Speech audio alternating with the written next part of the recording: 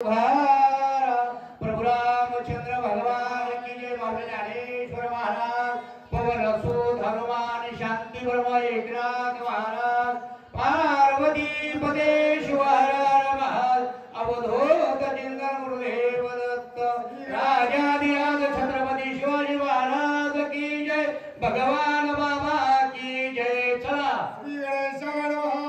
उतरुण्याते खेचरी विजय झाला कपी केसरी, येरी राहुड्या गगनांतरी मधुरस्वरी अनुवाद असो सज्जनो, कथेचा भागीत पर्यंत आहे, गोड कथा आहे, रम्य रामायण आहे। पूर्वीचं तुमचं पुण्य होतं सज्जनो हो, म्हणून तुमची आमची भेट झालेली आहे। रम्य रामायण आहे बाबांनो, यासाठी केला होता अठाच शेवटचा दिस गोड व्हायला, अटाच केला होता तुम्ही सुद्धा चोरम करायची बरं का, म्हणून तुमचा शेवट गोड आहे। काय शेवा आहे, बसायला गाद्या आहे, चहा प्यायला आहे, फक्त एक विनंती करतो, पाणी टाकू नका, फक्त उठवा, कालवा करू नका। म्हणून या ठिकाणी त्या अप्सराचं उदाहरण केलं माझ्या हनुमंत काय मे उतराई भाव्याता, वाही विनवित तत्वता सावधानता परिसा। असं या ठिकाणी त्या अप्सरा म्हणू लागली की हनुमंत, ए हनुमानजी, काय मी आता तुला उतारे हो बाबा, काय देऊ तुला मी, अशी अप्सरा माझ्या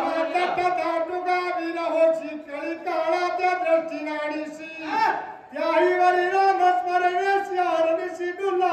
अरे मला वाटलं की तू समजा धाकुटा आहे, पण तू महान मूर्ती आहे रे बाबा, काही काळ त्या ठिकाणी तू अजून केलेला आहे, अशी अप्सरा माझ्या मस्मरणा पुढे वेगळं काय असेल तेव्हा पुढे आश्चर्य देखील वाढे कोडे। बाबा त्या ठिकाणी रामनामाची कथा आहे, नुसतं रामाचं नाव घेतलं तर काल सुद्धा सलाम करतो। सलाम म्हणजे तुम्हाला वाटतं की आमच्या गावात मुस्लिम सुद्धा भाषा जमतीये, अरे काल सुद्धा सलाम करतो आहे, अशी महान तुझी शक्ती आहे। वारती श्रीराम भक्त नेलसी कपटाची माता, निष्कपट तू कपिना तला मध्ये कथा सर्वत्र। अरे बाबा तू राम भक्त आहे, राम भक्ताला सगळे सारखे असते। तू मला मिळचे करी माझ्या धरणी प्रेमरी सर्वत्र नमस्कारी, आणि तुझ्या पोटात त्या ठिकाणी कपट सारखाच आहे, पण ज्यानं कपट केलं तिची अवस्था काय। विनविताचे की मी तुझा प्राप्ती सावधाई जगा कपीपती, केवळ कपटाची कपट मूर्ती तुहा राक्षसा चित्तिमान। ऐक ते अप्सरा म्हणू लागलेली सज्जन हो, ए मालवती म्हणजे मी तुला ऐकू लागलेलो आहे, अरे त्या काळने मिला काही समजा फोन तुम्हाला कुठे बसवायचं, कुठे, अरे कुठे विषय, कुठे काय करा, माणसं सांगत की आम्हाला इथं बसवा तिथं बसवा, आणि कुठे बी बसवा चालायचं स्वामी कार्याला विबुद्ध होता, हाती संकटी दुरापंत क्रमण येते। अरे बाबा त्या ठिकाणी तो काही साधू नाही, काही नाही बरं का, तू एक साधू आहेस आणि स्वामी कार्याशी दूर आलेला आहे, हे समोर जे दिसतोय तू कपटाची मूर्ती आहे, अशी अप्सरा बोलली। बोला अशी म्हणते परम साधू तू हा कपटी माम, चला चला जाण राक्षस दुर्बुद्धू तुझा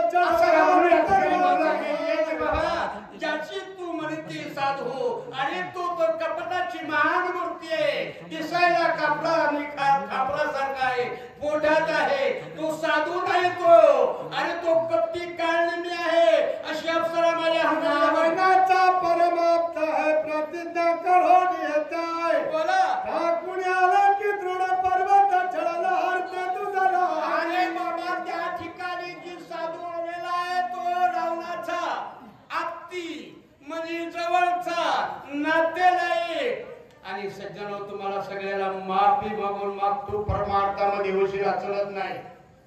तुम्हाला सत्या करा, सगळं करा, पण जेवढे असे आले त्याला तुम्ही 10 वाहिल्या, एकाला जर तुम्ही 50 देतात तर बाकीचे कशाला आहे। मी रोज ठोक बोलतो बरं का, मी काय लांबाला नाही, दररोज तुमचा आमचा आहे, म्हणून मी आज 2 वाया घेणार आणि सगळ्यांनी समजा, आणि जिथं थकन तिथं आम्ही उभेच आहे बरं का। मी राक्षस ब्राह्मण रूपे गीता पाचा धरून आला तापाचा वेश। अरे कोण आहे, कारण मी पाणी गुण खाणं गुण नाही तर टिकून आणलाय, असं सांगितलं बरं का। ते काय म्हणलं, अरे हो कपटी आहे आणि काळनिमी आहे, पण हे तुझा घात करण्यासाठी आला. जगयाचा विश्वास धरीची चढण करीला की चढार देशी हा चला चढ छत्र्याची बिराची बहुमाये सोलापूर हल्लं तर समय पडतं हाणायचं नाही. म्हणून या ठिकाणी सांगितलं बाबा तो आणि ह्याचा जर विश्वास जर धरला तर हे कपटाची मूर्ती बर का बळे महाराज. काय साधू संत या ठिकाणी बाबांनो हे चोरंबेकर जे आहेत ना बर का बळे महाराज तुम्ही जामवंत आहेत. असल्या वयामध्ये तुम्ही परमार्थ करायचं आहे ते भाग्यवंत आहे बरं काय. चोरंबेकरांना फक्त भागवताची आवड इतकं सरावून आहे म्हणून हे चला अरे